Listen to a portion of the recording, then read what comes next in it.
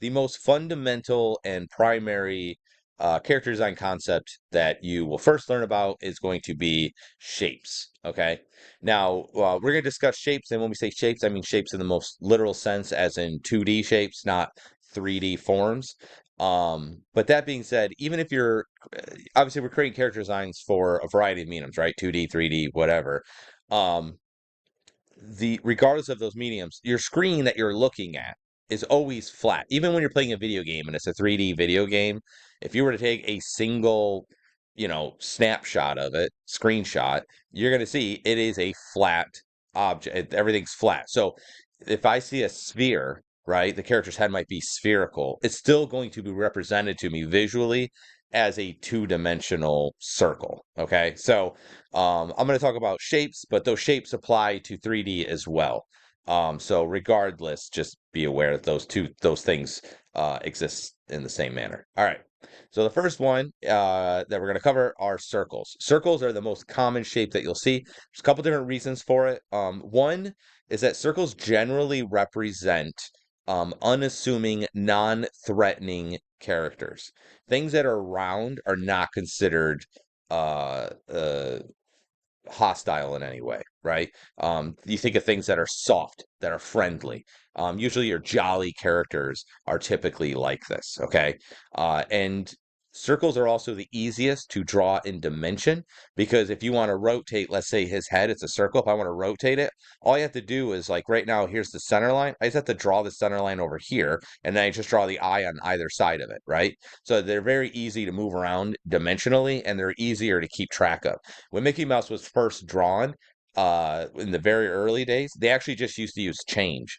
And when I mean like quarters and dimes and nickels and stuff, that's actually how they drew him. And that's partly why his ears are cheated. And when I say cheated, it means that you always view the ears from the same direction, regardless of where his head is turned. You see that a lot in 2D character designs. It's difficult to do in 3D, although I have seen instances where they do it, but you have to do a lot of like little tricks and things. So anyway, yeah, so they're very unassuming. Generally it makes you think of things that are childlike, since a lot of character designs are made for children. Particularly circles work very well for that. They are also probably the least interesting of the shapes because there is nothing edgy about them. Like if I just made raw pasta, everyone will eat raw pasta. But as soon as I put like let's say Alfredo on or marinara, all of a sudden there are people that like I don't like Alfredo and I don't like marinara. My daughter does not like marinara. So like that makes that out the window, right? So you immediately divide. However, if you were to ask anybody, they would prefer the pasta with a sauce. It just has to be their sauce. And so that's part of the problem that you will often find with some of the designs is that particularly the main character designs, we'll talk about this in the future, they tend to become boring because they're trying to make it for everyone. And that just doesn't work. Mickey Mouse is a really good example of this.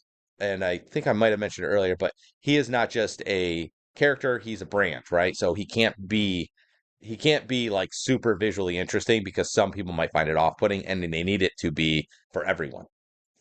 Pokemon are an interesting character design. They have the best tagline of any brand I've ever seen. Got to catch them all, right? Got to buy them all. But they're basically just circles with stuff thrown on them. You could take all of them, and they're kind of the same thing. Just put things on them. But yeah. So that's circles. They're very often although I know he's a leading character, but they're very often a side character that's sort of a supportive character that's generally friendly. The next shape are squares. Squares represent stability. They're strong, they're immovable, right? They're solid. You think of like a brick or a house or a tree trunk, right? It's stuff that is stable. And so generally you think of really strong characters, your hero characters are generally going to be squarish in nature, okay?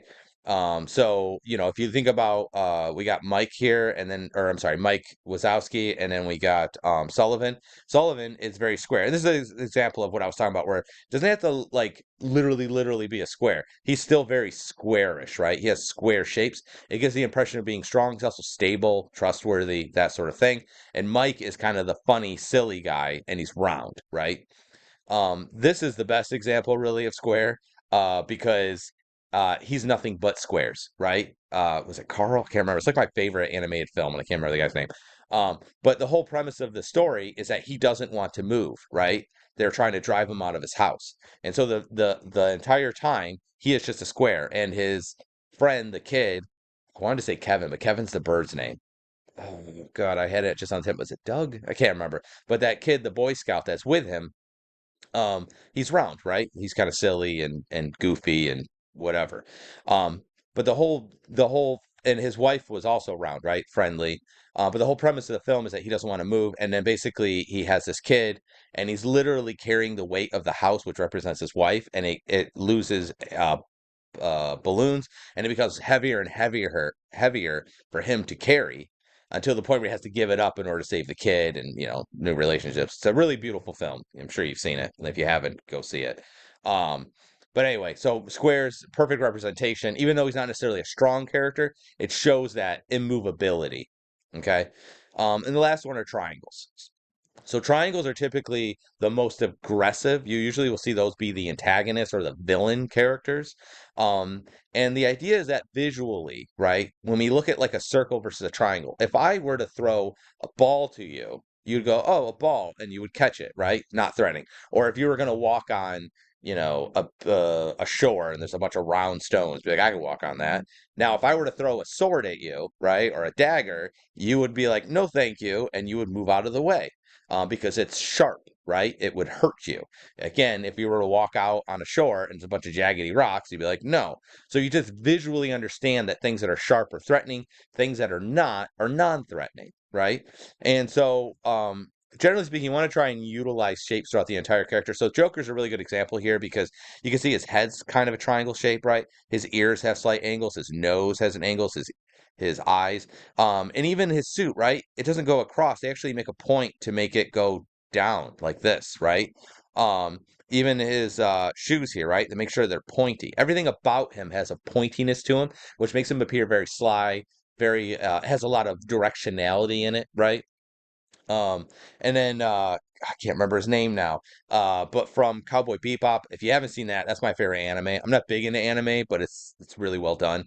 But he's the antagonist. You can see he's got a lot of sharpness to his design. And so you get the idea that he is going to be fast and aggressive and threatening. Okay. So that's typically what you'll see. Now, another example here is Gil from Finding Nemo. Now, if you look at him, you'd be like, oh, yeah, but he's not a bad guy. That was the point. Visually, they show him when he first comes in. You're like, oh no, that's an enemy character. But it's kind of that typical thing where they play off, oh, he's rough on the exterior, but he's got a heart of gold, right? Um, so you could play off of it and not necessarily do exactly what the shapes are. You could have a character who's like a big, squarish, hairy guy, but then have him be a complete, like, scaredy cat, right? Like it would be it would be paradoxical. I don't know if that's how you say it, but it would be opposite of visually, he'd be opposite of what he is internally. And that creates intrigue and interest. So you don't have to go literally, but definitely if you are trying to visually create the impression of something and you need to do it quickly without a lot of backstory, the best way to do it is to utilize the shapes themselves because that'll get it immediately across to the audience what you're trying to say. Particularly for video games because it's all based on silhouettes, you need to be able to have those characters represented as those shapes so that the player can respond to them appropriately. Now, just so you understand, it's a cast of characters. Some examples here. If we were to look at, like, let's say Hercules, right? You can look, he's square, right? Everything, he's got square ear, square jaw, right? A lot of squarish 90-degree sort of shapes, right? You can see, like, look at his hand here. And then you got Phil, who is all rounds, right? He's circular. But again, he's kind of like Gil, where he's the opposite. He's actually very rough character, right? He's kind of mean. And that's what they play off of that joke where like no one takes him seriously because he's like, oh, he's a whatever, whatever those things are. Um, so yeah, so like that's that. And then if you look at Hades, right, all triangles, right, very sharp, angular, very threatening looking, clearly a villain, right, visually a threatening looking person. If you look at Aladdin, you'll see that he is a little bit more squarish, right, and then you've got uh, Jasmine, who's a little more triangular, but you can see he's dopey round is the Sultan, Jafar is all triangles, right? Clearly a threaten. If you look at him, he's kind of round, but he's very lightweight. See how it looks kind of like a balloon? And then, he's sort of dependable and he's squarish, right? So you can see when you do a cast of characters, you can utilize that. Now, notice the least visually interesting ones of these are the main characters. And that's typically what you'll see. Again, we'll discuss that later on. It's because they have more things that need to happen with them and yada, yada, yada. But typically your side characters will actually be more visually interesting. Same thing here. If you look at these characters, he's the least visually interesting one. These guys are more visually interesting. Okay. Really what this comes down to is not actually shapes. It's actually about angles, which I kind of already alluded to that earlier. I remember I went and I brought my son to the aquarium, right? And first we went to the section where they had dolphins. He's like, "Oh, I love the dolphins," blah blah blah blah blah, right? And he was little. He was like, I don't know, 3 or 4. But then we got to the section where, and if you've ever been to the Baltimore Aquarium, it's really great. You should definitely go. They have this this walk. You walk down like this spiral like ramp area, and they have all these sharks. And he just had his hands over his eyes the entire time, and he's like super scared. But if you actually think about it, in a rough way, they're both porpoise shape, right? Like they're both kind of this general bottle shape.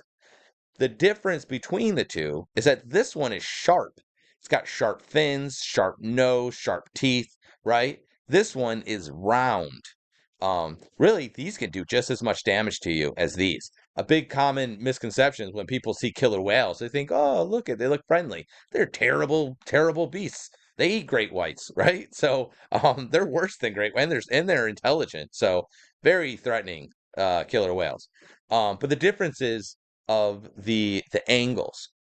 And so the more acute an angle, the scarier that it is. The more obtuse, closer to round, the less, right? So blunt is non-threatening, sharp is scary.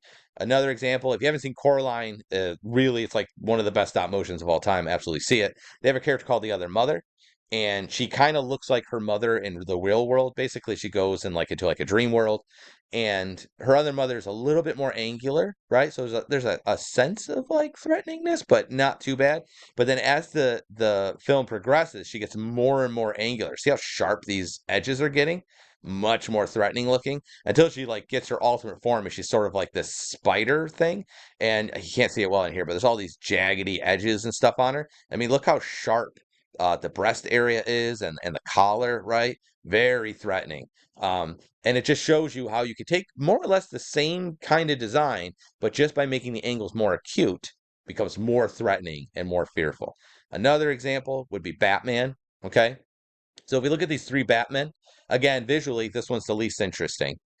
But if we were to look at these 3, this one's probably the roundest, right? And he's generally kind of round. He's square, right? I would still consider him a square character, but he's a little bit more round. Now, if we look at this one, right? He's like the old man Batman here, very rectangular, right?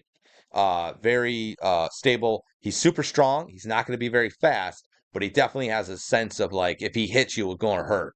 Then you have the Batman Beyond, right? Very sharp, very edgy. Doesn't look like he would hit hard, but he would hit fast. And what's interesting about it too is that you'll see they carry on that same principle throughout the entirety of the design. Batman has these like sharp edges here, and you can see they continue that throughout. And notice the logo here kind of fits what you see here. You can see the kind of same sharpness here is the same what's up here, same what's here, right? But then if you look at this logo, look at it's a square, right? Or rectilinear. And everything about this guy is rectilinear. And it has that same kind of aspect. Look at his, I forget what these are called, these little side things. See how these are also rectangular? They maintain that style throughout all of it, right? His cape is handled in a very rectangular way. And then we look at him, he's got these very sharp, long, spindly ears, but then you can see it's also carried on in the logo, right? So there's a consistency. Look at his feet are very sharp, very square, a little more average, still some sharpness, right? So I think this is a really good example of taking basically the same character and making some adjustments and how you can change the way that you feel about them, what you expect of them. And it says something about the characters themselves.